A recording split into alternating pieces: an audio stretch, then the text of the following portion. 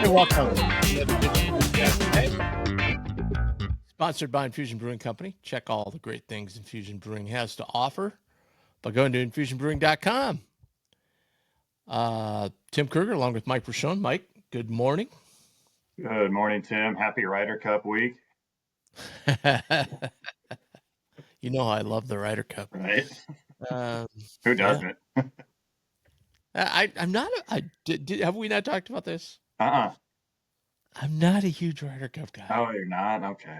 I will watch it, but Yeah.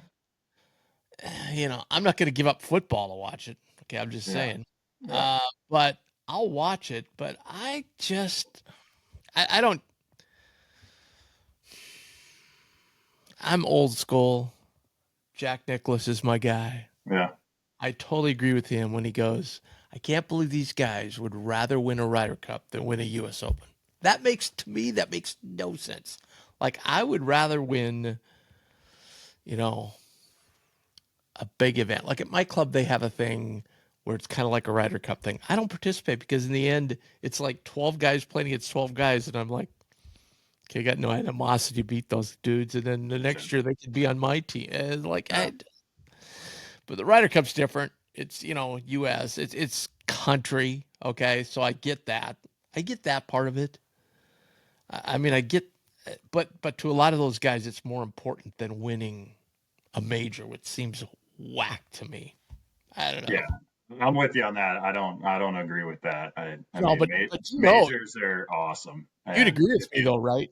if you don't want to win a major, that's and you'd rather win the Ryder Cup, that's either like you think you have zero shot to win a major, so you're going to hold on to the Ryder Cup. I agree with you on that. I just I think we did talk about this when we were golfing. I'm trying to forget that round, so that's probably why I forgot this. But Um, you're in agreement with me on that, right? That you think yeah. that there are guys that would much rather win the Ryder Oh, Cup. 100%. I think there are, and I think it's, and again, well, I mean, it is. It's America versus Europe. I feel like it's more like Europe side that really wants to win the Ryder Cup at all costs, and I actually Oh, think that really? I think that I think that US. hurts. I think that hurts America. Actually, I don't think they care as much. I think the U.S. does care. Oh, I think the U.S. cares even as much, if not more. Okay. I Yeah. do. Maybe now with Keegan, hopefully that helps. The other thing that's goofy is, okay, it's America versus Europe. They all live together at Lake Nona or Right. Yeah. down in Florida. They'll play golf together all the time. It's not like they're Right. Yeah. vile enemies. Right. Right. It'll be interesting though with the New York crowd at Bethpage. Oh yeah, no That's going doubt, to be interesting. no doubt. I would rather have. I mean, Bethpage is fine. I would rather have an individual event at Bethpage just because it's so hard. Because you can Oh see no. carnage there real easy. But I guess that's good for the Ryder Cup too. Yep. But if you go on YouTube, by the way, if you want to see, they've got some stuff on there how the course is getting ready because it's a public course. Right. So it's pretty interesting how they get ready for it. And pretty interesting. Every time I watch one of those, I just think, why would anybody want to be a golf course superintendent? Oh right. Like, I'm sure they get paid okay, but the money's not super great. And Right. they are, especially at a premier court, like, they're working all the time. Right. They're just, Right. it's crazy. And you and I golf enough that we know that people don't care and take care of courses. So Right. being a superintendent is awful. So It's very important. And yeah. But, but a place like that where they have a separate guy just for black though, right. because black. So, I mean, it probably gets the most play of all of the courses they have out there, but it's a huge complex, by the way. Yeah. All right, enough about golf. Well, Sorry. never enough about golf. Right. Okay. And we'll talk when you're on next. We'll talk some more about golf because we'll talk about Creighton golf, by the way. Yeah. Okay, so today's going to be wide ranging. We're going to get some things handled that we haven't talked about in a while. So first up, we just want to recap the weekend. So the only downer was the women's soccer team lost to number 20 Georgetown 3-1. Uh, if you call that a downer, I mean, they were 20th in the country. That's a tall task. The men, though, beat undefeated Marquette in their home opener 1-0 on Oh, Friday night. So a huge win for Johnny's team. Johnny's team's really starting to come on strong. Um, and he feels, you can tell that the last two times I talked to him on Wednesday, and before that, it's been a couple weeks, but you can tell his mood has drastically changed. And then the big news: the volleyball team 1-2 over the weekend. Obviously lost a 5-setter to Nebraska, swept South Florida, and then swept Kansas. Again, we're going to get into this volleyball thing, and you and I are kind of on the same page here, but I don't understand how Kansas could be 17th and Creighton 18th going into this match. I mean, Creighton is clearly the better team. yeah. Okay.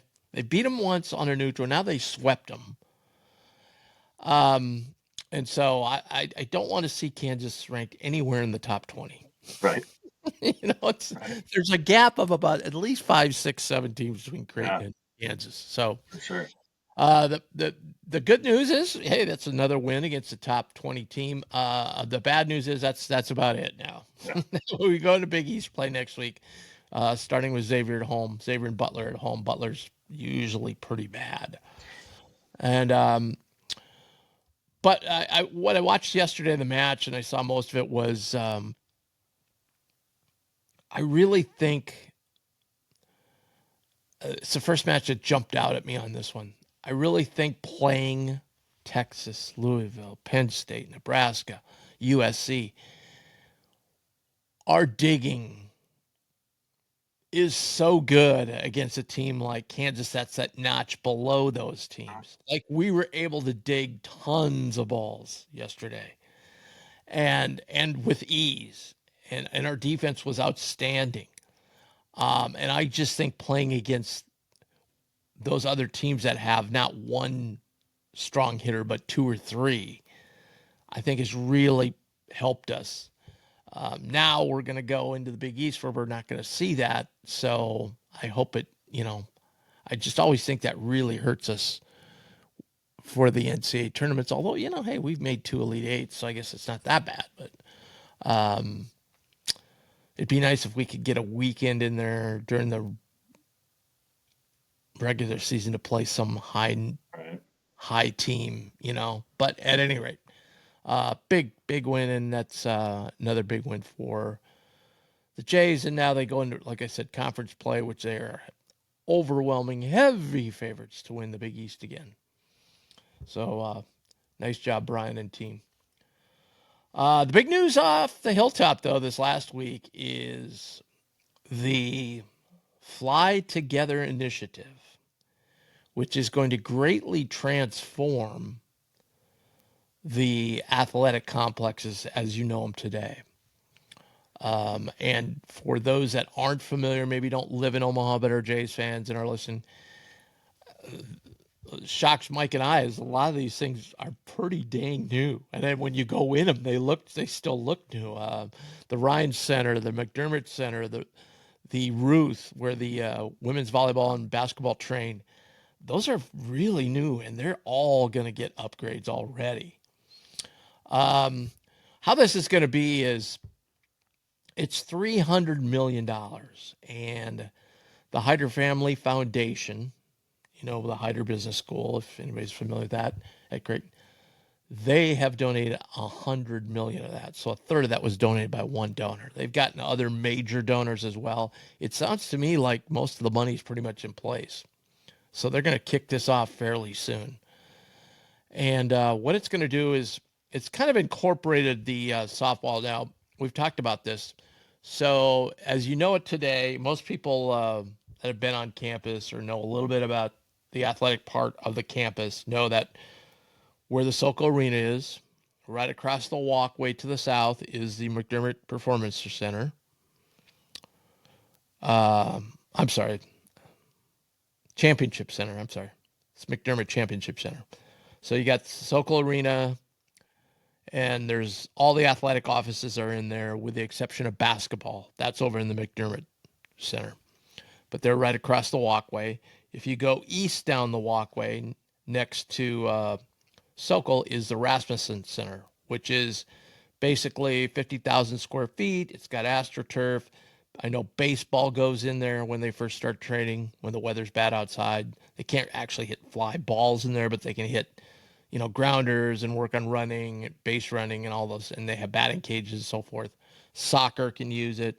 Intramurals use it. It's used for a lot of different things. Now, if you head back to the Sokol Arena, and then right across the street from there is the Ruth. And that's the training center for women's volleyball and basketball. So that's kind of how it looks today. Now, already started is to the north of there, about a block, is north of the Ruth, about a block, is the brand new softball field. That is pretty much done. I think they are practicing out there this fall. I'm definitely one of the first home softball games of the year. I want to get out there and take a look at it because it looks fabulous. Right across the street to the east and right behind and right to the north behind Sokol Arena is going to be the baseball practice facility. Now that's going to be a facility that is going to be used basically for the College World Series, for Creighton obviously, but during the College World Series. So prior to this, they had practice fields. They had to go find them, and it was kind of a hassle for the teams. Now they can practice right there. And so somewhere between there, I don't know if it's on the outfield of the baseball, but somewhere in between there, they're going to have a whole new set of offices just for baseball now, baseball and softball. So it'll be basically, I know many of you haven't been in the McDermott Championship Center, but it basically look like that, where they'll have, a lounge area, nutrition area for players, coaches all have their offices in there, and so on and so forth. So it'll be very softball, baseball centric. The baseball, sorry about that. Baseball is the baseball practice facility, though, will be very much, there's stands behind there, okay? There's going to be some seating there. There's talk of eventually having Creighton games there, like probably, it's going to be, I think it's going to be I'm not even positive if it's going to be an artificial turf or not. I would think it would be. But there's talk about having like midweek early games there at some point, rather than, pay all the money. However, the contract right now says that anytime Creighton plays baseball game in Omaha as a home game, it has to be played at Schwab Field. So until that contract runs out, that's the way it is. But at any rate, then there are two other things that are going on. Way to the east of the Rasmussen Center is going to be a 86,000 square foot facility just for Creighton students. That's going to be a fitness center, basically, for, they're going to be able to do intramurals in there, whether it be volleyball, basketball, soccer, all those sorts of things. Also have weight rooms in there, all kinds of things in there. And there's going to be a walkway that connects that and the Rasmussen Center. So it can be used by student athletes as well. And then on the other end of the what they're calling Athletic Village now, to the west of the Ruth. By the way, the Ruth's going to get this whole new glass facade front. It's going to look unbelievable. You go to the west of that, there's going to be I think it's square foot. That's where all the weight rooms and everything are going to be. Currently,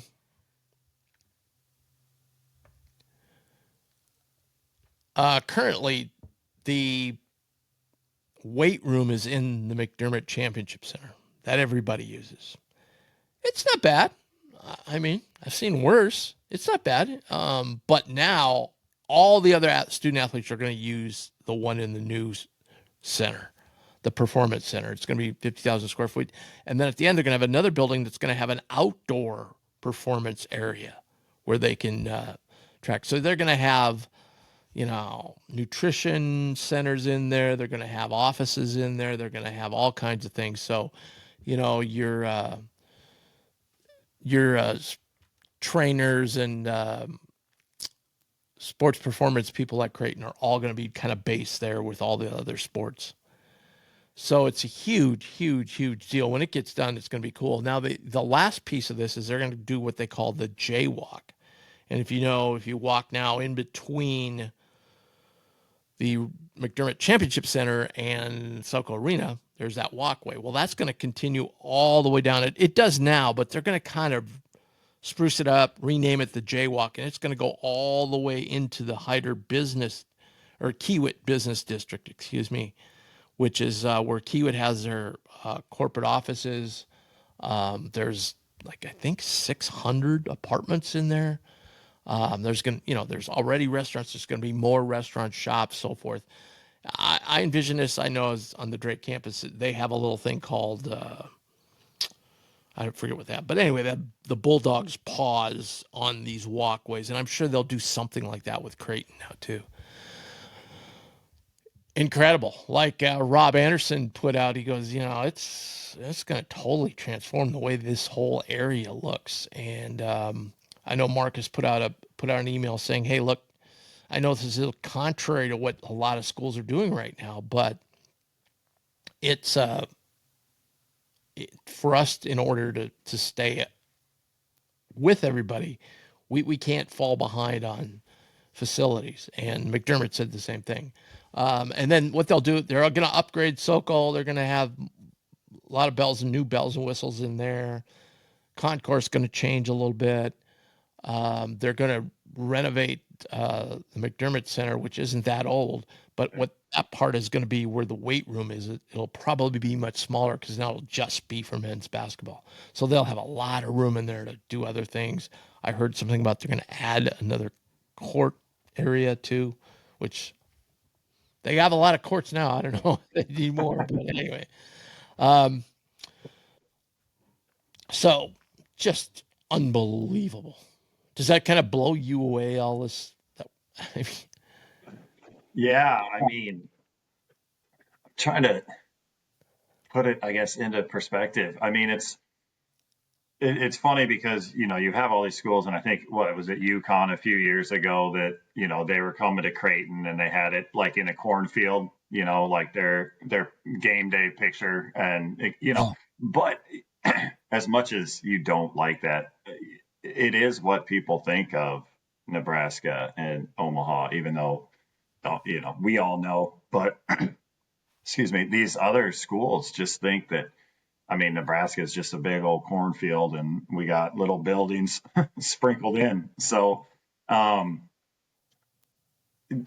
being able to get somebody on campus and you're going to walk them down this Jay's walk and you're going to show them these buildings, like that's going to be so huge for recruiting. Not only like high school recruits, but the transfer portal guys that probably don't know anything about Creighton except, hey, we've seen them in the NCAA tournament and things like that, but now, hey, we're gonna get you on campus, man. Check out this facility that is only for men's basketball.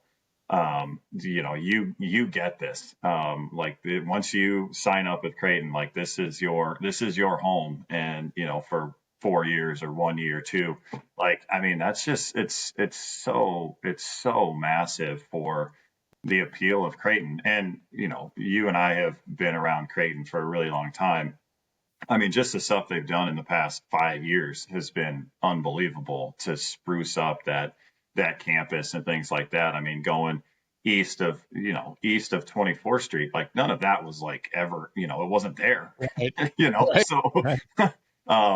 it's actually funny. So I used to work for a sprinkler company, Pride Home Services, and like we did all the sprinkler work for Creighton, and like everything was the west side of 24th Street, and now you go on there, you're like, I don't even recognize it. So Yeah, like Yeah. I mean, it's huge. It's awesome. It's so cool to see Creighton grow like that from what was like a tiny Jesuit, school in Omaha to now, hey, we got a $300 million project. I mean, it's awesome. Well, I remember when I first moved here, and so, people would say that's Creighton, and I'd be like, where do they go to school? Where do they stay? There's not very many buildings. Right. Like, Right. and now it's a sprawling campus.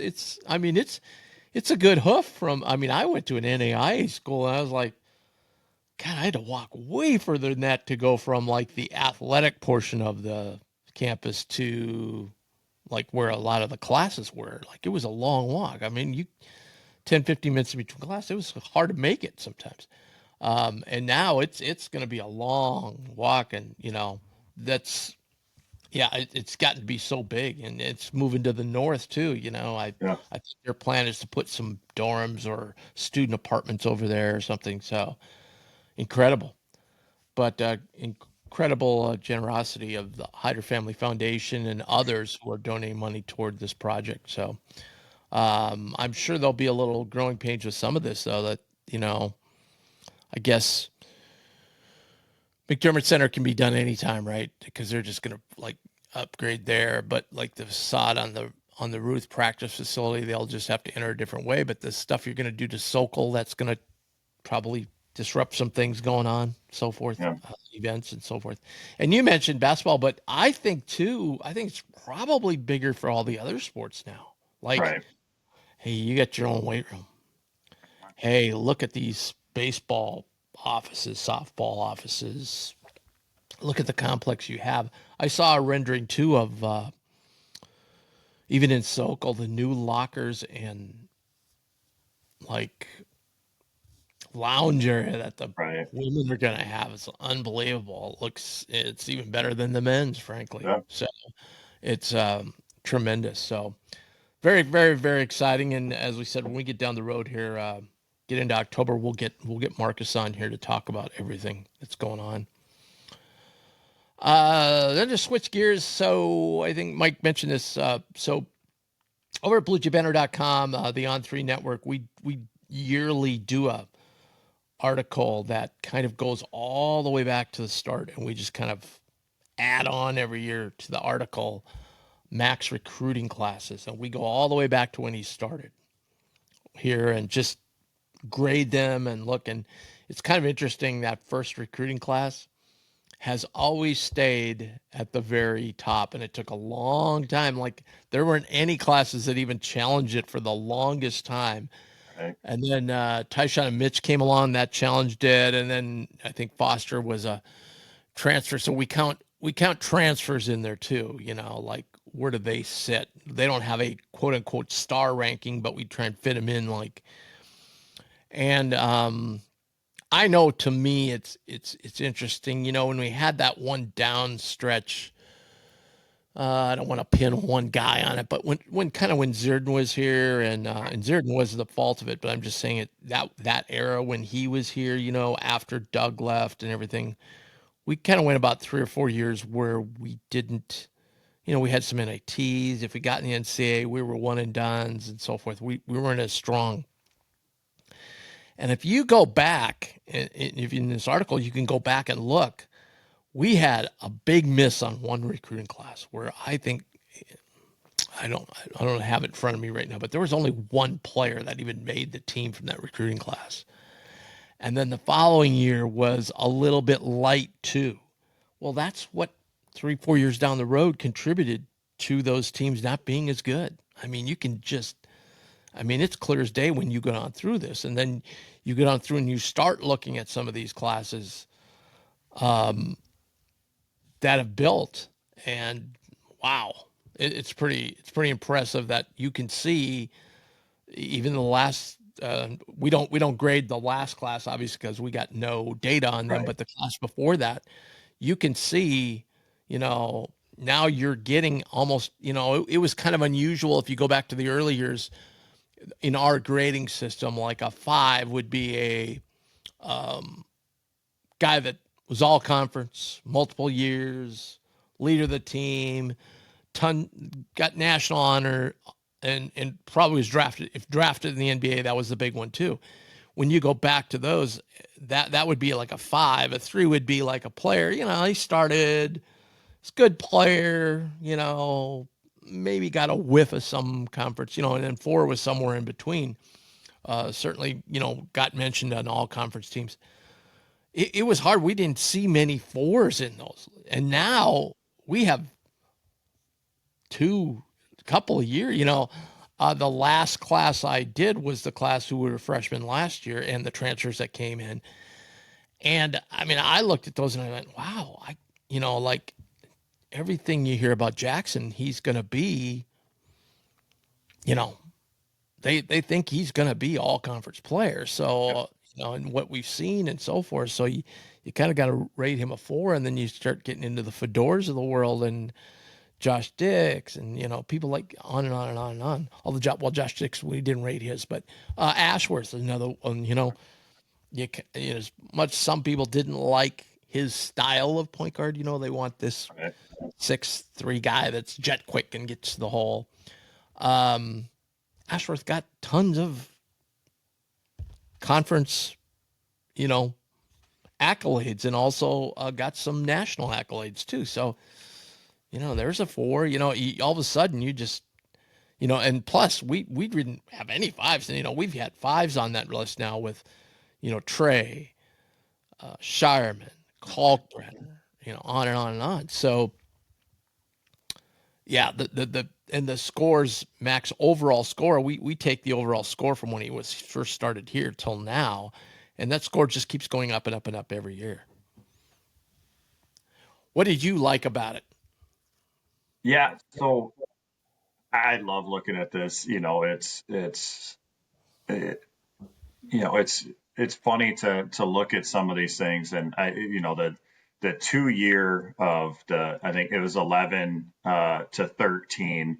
I mean, that was just, man, with Chapman, and then following up with Zierden. I mean, you figure if Grisel doesn't have his senior year, I mean, that class is not very good.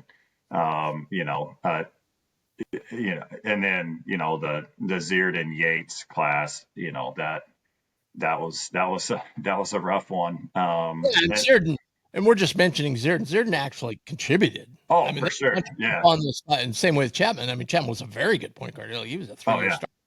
yep, There's people on that in those classes that you never. yeah. They're going to be. They're definitely candidates for random Blue Jay of the week. Yeah, yeah, exactly.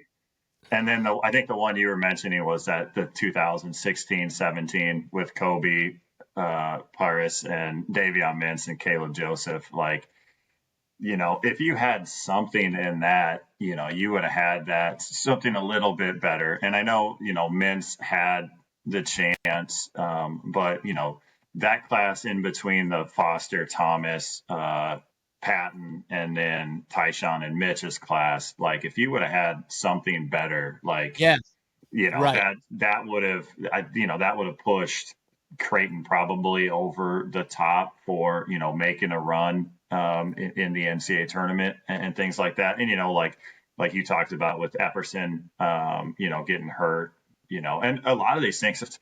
It's too bad looking at some of these. A lot of them are like, if he didn't get hurt, if he didn't get hurt. Right. I was like, man. Yeah, and I think we actually moved Mintz up a notch just because, hey, he was a starting point guard at Kentucky, so Yeah. he wasn't horrible. Like No. So yeah, very interesting. So check it out. Go to bluejbanner.com. If you're not a member, you can sign up today. I think for $1 gives you 7 days free. You can check it all out. Check out our message board, and you'll be up to date. Also, you'll get up to date practice reports. Anything going on with the basketball team. Practice, by the way, begins this week. So I'll be over there watching the first practice of the year. So that'll be exciting as well. All right, that's going to wrap it up for today. We got a rock chalk packed week of shows. We'll of course have random Blue Jay of the week, where newly victorious Mike Rochon is going to take on undefeated Heath Gunderson sometime this week. And then we've got AJ and I are going to do some shows on some different topics, and then also later on we begin our series of following up with former Jays assistants who are now head coaches. And the first one in the hopper is Steve Lutz, head basketball coach at Oklahoma State. So you'll get that one later this week as well. All right. Hey, thanks, everybody. Have an awesome day, and we'll see you again tomorrow. Go Jays.